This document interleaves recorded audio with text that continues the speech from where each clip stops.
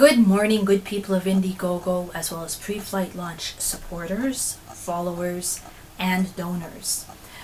We have a dozen days left, that's 12 days left in this campaign. We've raised $585. I'm grateful for every one of those, but we do need several more to really get this flying. So if you've donated already, great. Please let friends and family know and encourage them to please donate. If you haven't donated yet but have been planning on it, please donate soon. Just because it'll help us out a lot if you could. Now, some of you have been asking me about influences in terms of like with science fiction and also with the storytelling. Well, first of all, I'm going to get into the storytelling side of it because that's a little bit more personal. Now, I have been posting some tweets lately that have been alluding to some of the ideals in this story, but I'm going to talk about one that I've tweeted about a little bit, but not that much, and that is in terms of the treatment of soldiers when they're sent out to fight and or defend a nation, or in this case, a world.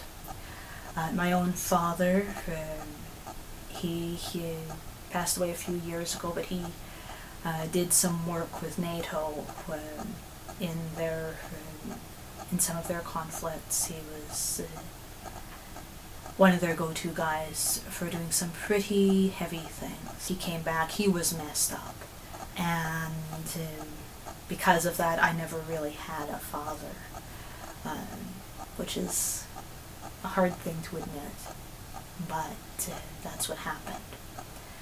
And then, of course, the other one being my grandfather, who fought in the Second World War. He was the closest thing I had to a dad. But even with that, I know just from things that my family told me about when he first came back, he was very affected by the war as well. He used to have nightmares to the point that he would jump out of bed, literally, and land way past the foot of it. My grandmother would leave a huge pile of washing so he wouldn't hurt himself on the floor. This sort of thing. So a large part of this story does revolve around the military and how they treat their troops or let them out into the world once they've finished. And it's not a pretty thing. And in my story, it really isn't a pretty thing because it hurts some families very, very badly. And in terms of the science fiction that helped influence how I would tell this story, well, as you might have guessed, Star Trek is an influence. In terms of I'm taking a page of a J.J. Abrams book and I've located some fabulous locations to shoot on. And provided I make enough in this to pay for that insurance policy, then I will be able to do that. But of course, I do need help from you in order to do that.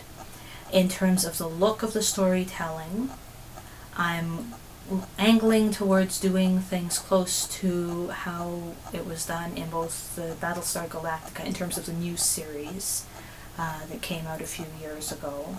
It will be kind of darker like that, and also similar to Stargate Universe. I am going to take a page out of their book in terms of some of the camera angles and that, just to create that look of realism with it.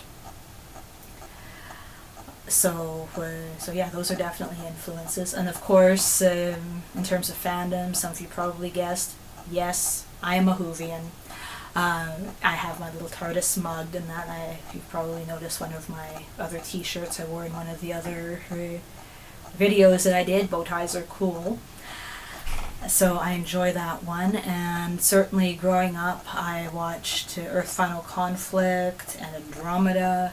I mean, these are just fabulous shows that were made in Canada. But in the meantime, 12 days, let's get to a few more donations in if we can. Of course, people seem to be loving the t-shirts. So if you want to get a t-shirt, just put in a donation of $40 and pick one of the 3 t-shirts. We have the Black Ops security one, we have the Silver Panther Alliance, and we also have the Morrison Medical Academy. Thank you so very much for your time this morning. Have a great day. I do look forward to seeing those donations come rolling in, and have a great day.